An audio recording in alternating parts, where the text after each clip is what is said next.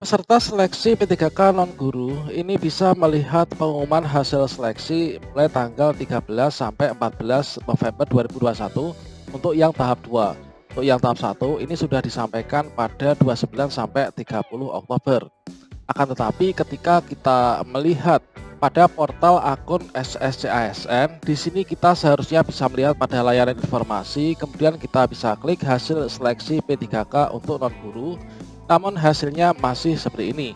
Maaf, laman ini belum bisa dibuka. Maka bagaimanakah caranya untuk mengetahui apakah kita lulus seleksi P3K non-guru atau tidak? Kemudian langkah untuk pemberkasannya bagaimana? Silahkan simak video ini sampai selesai.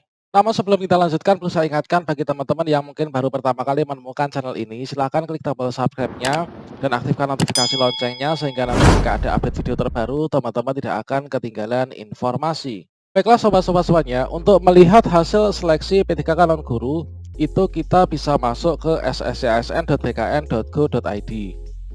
Kemudian sebenarnya untuk melihat hasil seleksi P3K non-guru, untuk melihat apakah nama kita itu termasuk dalam daftar nama yang lulus seleksi P3K non-guru tahun 2021, itu kita bisa klik di sini, layanan informasi, kemudian kita klik hasil seleksi P3K.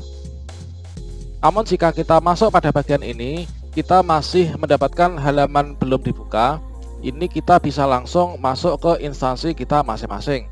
Nah, misalkan saja ini saya itu mendaftar P3K non-guru yang ada di Kabupaten Ngawi. Kita bisa klik di sini, kemudian kita klik kontak instansi. Kemudian di bagian pencarian kita ketikkan saja kata kunci kabupaten kita. Misalkan Kabupaten Ngawi, kemudian kita enter, kemudian kita klik di sini, web instansi. Selanjutnya pada bagian web instansi kita masing-masing itu akan ada pengumuman. Kita langsung fokus saja pada pengumuman yang terbaru. Nah, di sini yang terbaru ini adalah kemarin tanggal 4 pengumuman hasil seleksi uji kompetensi Shelter JPT Prapama. Kemudian ada pengumuman terbaru juga, yaitu yang baru saja dirilis ya untuk di Kabupaten Ngawi, pengumuman hasil seleksi kompetensi P3K non-guru pemerintah Kabupaten Ngawi. Nah, ini artinya kalau misalkan seperti ini untuk Kabupaten Ngawi sudah diumumkan hasil seleksi kompetensi P3K non-guru. Dan nanti siapa saja yang lulus, yang nggak lulus, siapa yang bisa ikut pemberkasan dan lain sebagainya, kita langsung saja OTW ke sini. Kita klik di sini untuk download pengumuman hasil seleksinya. Maka kita akan dimasukkan pada halaman yang seperti ini. Nah, berikutnya untuk mengetahui lebih lanjut, di sini adalah untuk poin pengumumannya. Kemudian untuk daftar nama yang lulus dan nggak lulus, ini kita bisa unduh pada bagian lampiran ini.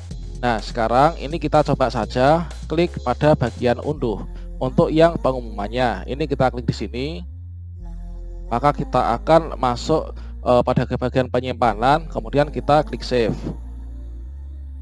Berikutnya setelah pengumuman kita unduh, berikutnya kita unduh daftar nama yang menjadi peserta, baik itu yang lulus maupun yang belum lulus ya. Ini kita bisa klik di sini pada bagian lampiran. Kita klik unduh, kemudian kita klik save juga. Berikutnya kalau misalkan semuanya sudah tampil, maka di sini kita bisa klik close, kemudian kita masuk pada bagian ini. Nah, di sini kita masuk ke bagian download, kemudian kita buka saja. Tahap bagi teman-teman peserta untuk seleksi P3K non-guru setelah dinyatakan lulus ini adalah nanti mengikuti pemberkasan. Nah, sekarang kita cek saja untuk bagian pengumumannya. Nah, di sini pengumuman terbaru yaitu tentang hasil seleksi kompetensi P3K non-guru pengadaan yang ada di Kabupaten Ngawi.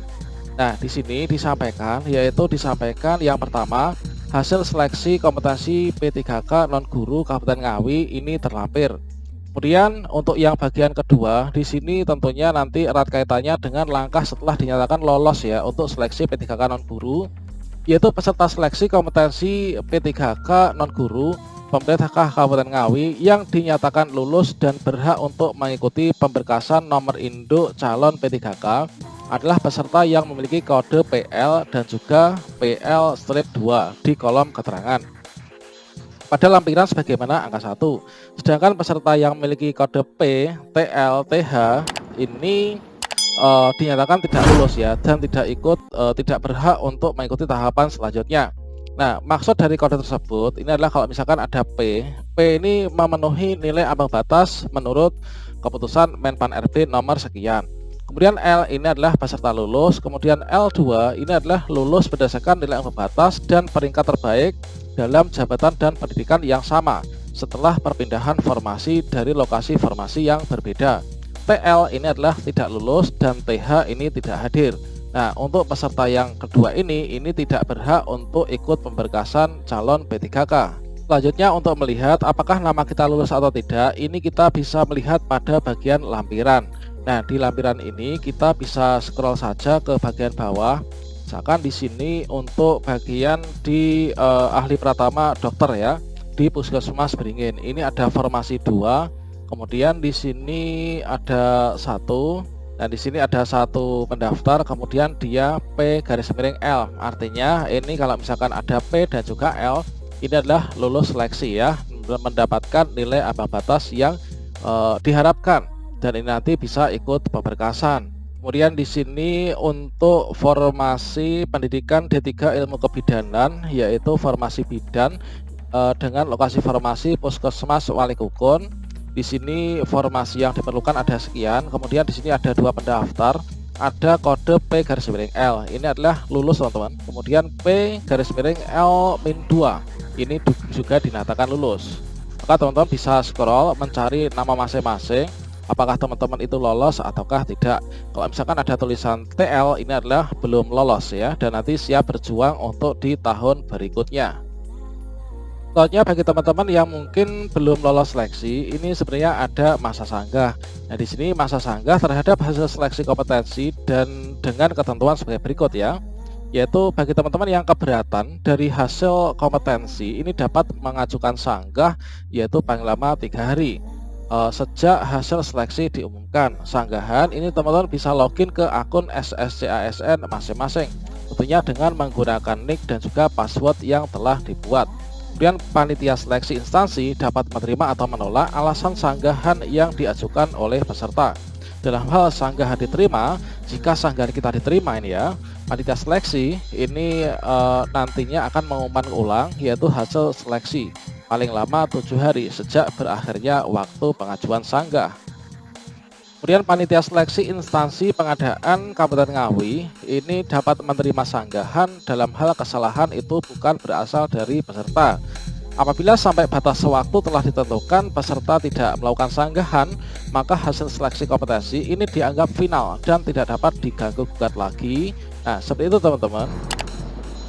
Kemudian apabila dalam pelaksanaan tahapan seleksi administrasi, kemudian kompetensi, sampai dengan pemberkasan usul nomor induk pegawai, atau di kemudian hari diketahui terdapat keterangan atau dokumen pelamar yang tidak sesuai, tidak benar, menyalahi ketentuan yang dipersyaratkan, panitia instansi ini nantinya dapat menggugurkan kelulusan yang bersangkutan.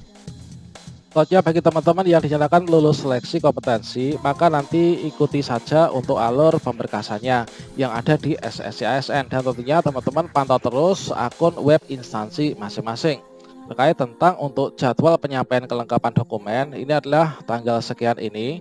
Kemudian berikutnya untuk usul penetapan nomor induk pegawai atau nomor induk P3K, ini adalah tanggal sekian ini. Silakan teman-teman pantau di web instansi masing-masing ya.